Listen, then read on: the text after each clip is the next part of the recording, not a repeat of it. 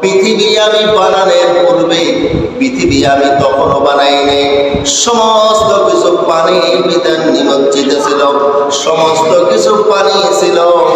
এই পানির ভিতর থেকে সারা পৃথিবীর মিডিল করে মিডিলি একটা ইটের মতো উঁচা ছিল। এই উঁচু জায়গায় আমি সর্বপ্রথম আমার ঘর বাইতুল্লাহ, আমার ঘর, এই ঘরটা আমি আল্লাহ তাআলা আমি তৈরি করেছি।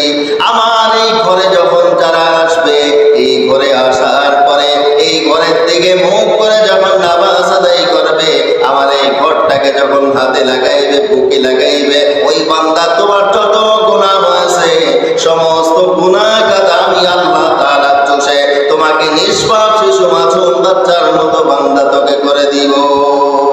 আজকের জমায় আমরা আলোচনা শুনব বাইতুল্লাহ, কাবা, আল্লাহ তাআলার ঘর। কাবা ঘরের ফজিলত এবং মর্যাদা এবং মাহাত্ম্য এ প্রসঙ্গে আপনাদেরকে, কারণ পৃথিবীর বুকে সর্বপ্রথম ঘর কোনটা? কাবা শরীফ, আল্লাহ তাআলার ঘর, সর্বপ্রথম ঘর। আল্লাহ তাআলা পবিত্র কালামুল্লাহ শরীফের ভিতর বর্ণনা দিয়েছে। এই প্রসঙ্গে আমি আপনাদের সামনে মহাগ্রন্থ আল কুরআনুল কারীম, আল কুরআনুল কারীমের 114টি সূরা, 3 নং সূরা সূরাতুল আল ইমরানের 96 নং আয়াতে কারীমা তিলাওয়াত করেছি। মুসলিম শরীফের 3321 নং হাদিস পাঠ করেছি। কোরআন এবং হাদিসের আলোকে আল্লাহ তাআলা সর্বপ্রথম যে ঘর আল্লাহ তৈরি করেছেন, এই ঘর সম্পর্কে আমি আপনাদেরকে কিছু আলোচনা শোনাইব। আপনারা সকলে ধৈর্য সহকারে শ্রবণ করবেন। কারণ আমরা যেখানে আছি, আমরা যেখানে বসে সিজদা দিতেছি, আমরা মক্কার বাহিরে, আমরা যেখানে আছি, আমাদের পশ্চিম যেদিক হয়, এই পশ্চিম দিক ফিরে আমরা নামাজ পড়ি। এটাই হলো আমাদের কিবলা। যে বলে ঠিক কিনা? যে যেখানে আছে সে ওই কিবলাকে সামনে রেখে নামাজ পড়ে। আর যেটা আল্লাহ তাআলার ঘর, ওখানে গেলে ওই ঘরটা সামনে রেখে চতুর্পাশ থেকে মানুষ নামাজ আদায় করে। তো হজে যারা যায় তারা একেবারে স্বচক্ষে দেখে দেখে কাবাটা সামনে রেখে নামাজ আদায় করে। তো আসলে হজের 1 নম্বর উদ্দেশ্য হলো আল্লাহ তাআলার যে ঘরটা, এই ঘরটা স্বচক্ষে দেখা। আমরা এখানে বসে নামাজ আদায় করি পশ্চিম দিক করে, বলেন ঠিক কিনা? পশ্চিম দিক মুখ করে আমরা সকলে নামাজ আদায় করি। তো আমাদের উদ্দেশ্য থাকে যে আমরা দুনিয়ার ভিতর, আমরা মক্কার বাহিরে, বাংলাদেশে বিভিন্ন জায়গায় আমরা এরকম ভাবে না দেখে আমরা পশ্চিম দিক মুখ করে আমরা নামাজ আদায় করি। যেই কাবা আমরা শুনেছি, সেই কাবা স্বচক্ষে দেখি না, সেই কাবা আমরা স্বচক্ষে দেখি না। আমরা নামাজ আদায় করি যেই কাবার দিকে মুখ করে, সেই কাবাও আমরা দেখি না। কাবার ছবি দেখেছি, স্বচক্ষে দেখি না। তো হজের 1 নম্বর উদ্দেশ্য হলো আল্লাহ তাআলার এই ঘরটা স্বচক্ষে দেখা। এই ঘরটা যখন বান্দা যখন দেখে, এই ঘরটার পরে তাওয়াফ করতে থাকে। ঘরটা যারা হজ করে তাওয়াফ করে কিনা বলেন? তাওয়াফ করতে থাকে। মক্কায় যাওয়ার পরে আমরা যখন ওই ঘরটি দেখব, ওই ঘরটি দেখার পরে আমরা চতুর্পাশ থেকে তাওয়াফ করতে থাকব। ঘরটা দেখার পরে তাওয়াফ করতে থাকে। এরপরে ওই ঘরটা সামনে রেখে নামাজ আদায় করে, ওই ঘরটাকে চুম্বন করে, ওই ঘরটাকে ভক্তি সহকারে বুকের সাথে লাগায়। তখন এইগুলো করার পরে ওই বান্দার চক্ষু থেকে অঝরা পানি ঝরতে থাকে। তখন আল্লাহ তাআলা বলেন, ও বান্দা, এমন একটি ঘরের কাছে তুমি এসেছো, কারণ পৃথিবী আমি বানানোর পূর্বে, পৃথিবী আমি তখনও বানাইনি। সমস্ত কিছু পানির ভিতর নিমজ্জিত ছিল, সমস্ত কিছু পানি ছিল। এই পানির ভিতর থেকে সারা পৃথিবীর মিডিল করে, মিডিলি একটা ইটের মতো উঁচা ছিল। এই উঁচু জায়গায় আমি সর্বপ্রথম আমার ঘর বাইতুল্লাহ, আমার ঘর, এই ঘরটা আমি আল্লাহ তাআলা আমি তৈরি করেছি। আমার এই ঘরে যখন যারা আসবে, এই ঘরে আসার পরে এই ঘরের দিকে মুখ করে যখন নামাজ আদায় করবে, আমার এই ঘরটাকে যখন হাতে লাগাইবে, বুকে লাগাইবে, ওই বান্দা তোমার যত গুনাহ হয়েছে সমস্ত গুনাহ কাদা আমি আল্লাহ তাআলা চুষে তোমাকে নিষ্পাপ শিশু মাসুম বাচ্চার মতো বান্দা তোকে করে দিব। এই মুহূর্তে যখন ওই বান্দা যখন ওই ঘরটাকে যখন বুকে লাগাইবে, মুখে লাগাইবে, চুমকাইবে, ওই ঘরটার দিকে ফিরে যখন নামাজ আদায় করবে, তখন বান্দা আল্লাহর কাছে যে আরজি করবে, ওই আরজি গুলো আল্লাহ তাআলা কবুল করবেন। এজন্য হজের 1 নম্বর শর্ত হলো, 1 নম্বর উদ্দেশ্য হলো তাওয়াফ করা। কারণ বান্দা ওই ঘরটা যখন নিজের স্বচক্ষে দেখবে, তখন আর কোনো বান্দা চোখের পানি ধরে রাখতে পারবে না। আর আল্লাহ তাআলা বলেন, বান্দা তোর চোখের পানির সব থেকে আমার কাছে বড় দাম। কারণ পৃথিবীর কোনো কিছু জাহান্নামের আগুন নিভানো যাবে না। যখন বান্দার চোখের পানি যখন আল্লাহ তাআলা ছিটাই দেবে, তখন জাহান্নামের আগুন পর্যন্ত থেমে যাবে। আল্লাহ তাআলা বলেন, ও আমার বান্দারা, আমার বান্দিরা, আমার ছেলে নাই, মেয়ে নাই, আত্মীয় বলতে কেউ নাই, তোমরা যখন আমি আল্লাহ আমার এই ঘরটি যখন তোমরা ধরে যখন কান্না করে দিবে, চোখের পানি ছেড়ে দিবে, তোমাদের জন্য এই ঘরটা হলো নিরাপদ জায়গা। আল্লাহ তাআলা বলেন, ফিহি আয়াতুম বাইনাতুম মাকামু ইব্রাহিম ওয়া মান দাখালাহু কানা আমিনা। ওয়া মান দাখালা, যারা এই ঘরে প্রবেশ করবে, ওয়া মান দাখালাহু আমিনান ওয়ালিল্লাহি আলান নাসি হিজ্জুল বাইতি মান ইসতাতাআ ইলাইহি সাবিলা। এই ঘরে যারা চলে আসবে তাদের নিরাপত্তা আমি আল্লাহ তাআলা দিয়ে দিব। এই ঘরে যাওয়া মানে এই ঘরের পাশে অবস্থান করা, আল্লাহ তাআলা তাকে নিরাপত্তা দেবে, মানে তাকে জাহান্নামের আগুন থেকে বাঁচায়া সরাসরি আল্লাহ তাআলা তাকে জান্নাত দান করে দিবে। মুহতারাম হাজিরিন, এজন্য আমরা এখানে যারা আছি, আমাদের সকলের নিয়ত থাকতে হবে যে আল্লাহ তাআলা তোমার ওই ঘরটা, যেই ঘরের কাছে গেলে, যেই ঘরের সামনে দাঁড়িয়ে কিবলাকে আমার চোখ দিয়ে স্বচক্ষে দেখে আমি নামাজ আদায় করব, এই কিবলা আমি ধরব, আমি চুমো খাবো, আমি বুকে লাগাইব, আল্লাহ তাআলা তোমার এই ঘরটা আমাকে না দেখাইয়া আমাকে মৃত্যু দেব না। নিয়ত করা যাবে তো ইনশাআল্লাহ? অনেক বান্দা আছে টাকা নাই, কিন্তু আল্লাহ তাআলা বলেন, ও বান্দা, তুমি যখন ভালো একটি কাজের নিয়ত করবে, নিয়ত করার সাথে সাথে আল্লাহ তাআলা সব লিখতে থাকবে। বান্দা যতক্ষণ পর্যন্ত হজের নিয়ত করার দ্বারা বান্দা যতক্ষণ পর্যন্ত হজ না করতে পারবে, তারপরও বান্দার অটোমেটিক আমল নামায় নেকি জমা হইতে থাকবে। আর আল্লাহ তাআলা বলছেন, ও বান্দা, তুমি চেষ্টা শুরু করে দাও, তুমি চেষ্টা করো, তুমি চেষ্টা করতে করতে তোমার চেষ্টা শেষ, আমি আল্লাহ আমার রহমত শুরু হয়ে যাইবে। আল্লাহকে যদি আমরা ডেকে ডেকে বলি, আল্লাহ তোমার ঘর না দেখায় আমাকে মৃত্যু দিও না, আল্লাহ তোমার ঘর, তোমার ঘরকে সামনে রেখে আমি নামাজ আদায় করব, তোমার ঘরকে আমি চুমো খাইব, আল্লাহ তোমার এই ঘরটা না দেখায় আমাকে তুমি মৃত্যু দিও না। যদি এই কথা আমরা বলতে পারি, আল্লাহ তাআলা 100% দয়াকে ভাগ করে 99% দয়া এবং মায়া আল্লাহ তাআলার হাতের মুঠায় নিজের কাছে রেখে দিয়েছে।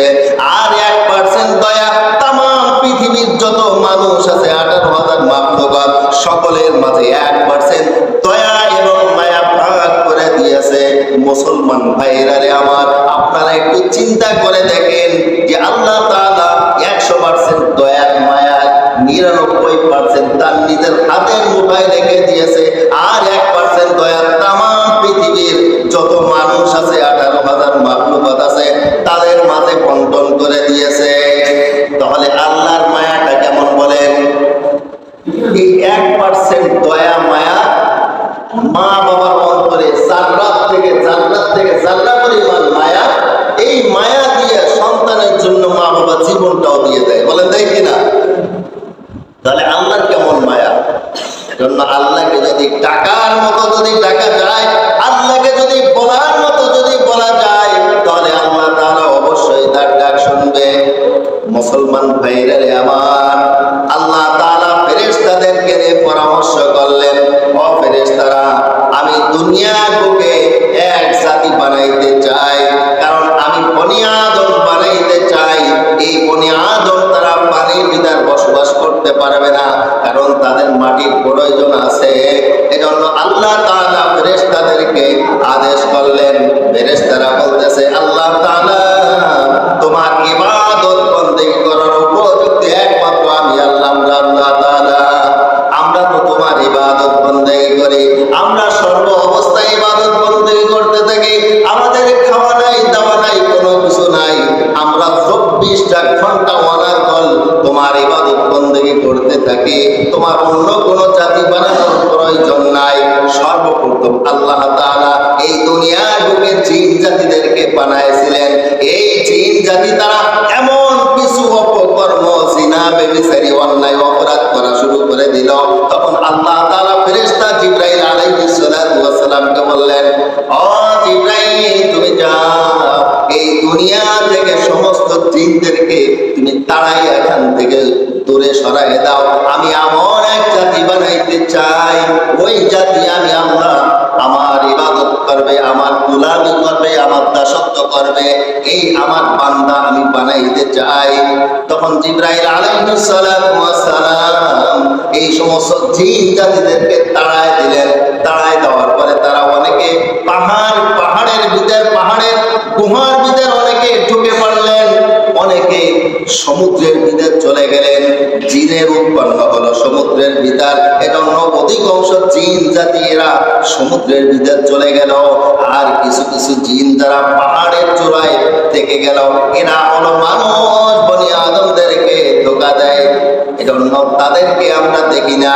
আর কিয়ামতের ময়দানে কঠিন মুসিবতের সময় আল্লাহ তাআলা ওই সমস্ত জিনদেরকে দেখতে দিবেন না। আমাদেরকে তারা যেরকম ভাবে দেখতেছে, আমরা জিনদেরকে দেখতেছি না। হাশরের ময়দানে, কিয়ামতের ময়দানে কঠিন মুসিবতের সময় আমরাও জিনদের মতো আমরাও তাদেরকে দেখতে পাইব, কিন্তু তারা আমাদেরকে দেখতে পাইবে না। তারা আমাদেরকে দেখবে এখন যেরকম তারা দেখতেছে, আমরা এরকম তাদেরকে দেখতেছি না, কিন্তু তারা আমাদেরকে, জিন জাতি আমাদেরকে দেখতেছে। কিয়ামতের ময়দানে আমরা তাদেরকে দেখবো, তারা আমাদেরকে দেখবে না। তো আল্লাহ তাআলা বলেন যে এই ফেরেশতা তখন জিবরাইল আলাইহিস সালাতু ওয়াস সালাম এই জিনদেরকে তাড়িয়ে দিলেন। এরপরে আল্লাহ তাআলা ফেরেশতাদেরকে যখন বললেন, এখন এই দুনিয়ার বুকে আমি এমন এক জাতি বানাইতে চাই, বনি আদম বানাইতে চাই, তারা আমার ইবাদত বন্দেগী করবে, আমাকে ডাকবে, আমাকে সিজদা করবে। তখন আল্লাহ তাআলা বলেন, পানিতে আদেশ করলেন, কারণ পৃথিবীর বুকে সর্বপ্রথম ছিলেন পানি, আর পানি ছিলেন। পানিকে বলতেছে, এই পানির ভিতর বনি আদম তারা বসবাস করতে পারবে না। মানুষ কি পানিতে বসবাস করে না মাটিতে? বলেন, মাটির ভিতরে না?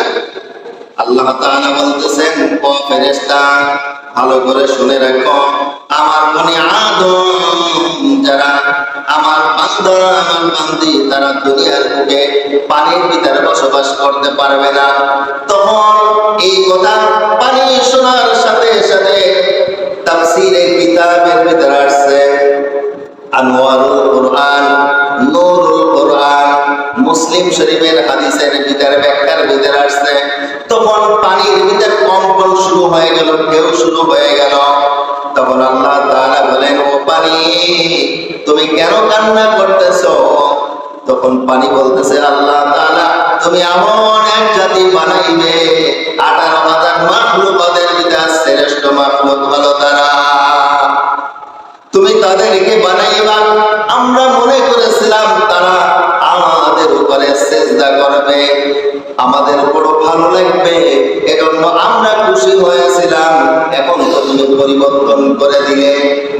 পরিবর্তন করার পরে আল্লাহ তাআলা পানির ভিতর দেখতেছে ঢেউর ভিতর ফেনা বাইর হয়েছে।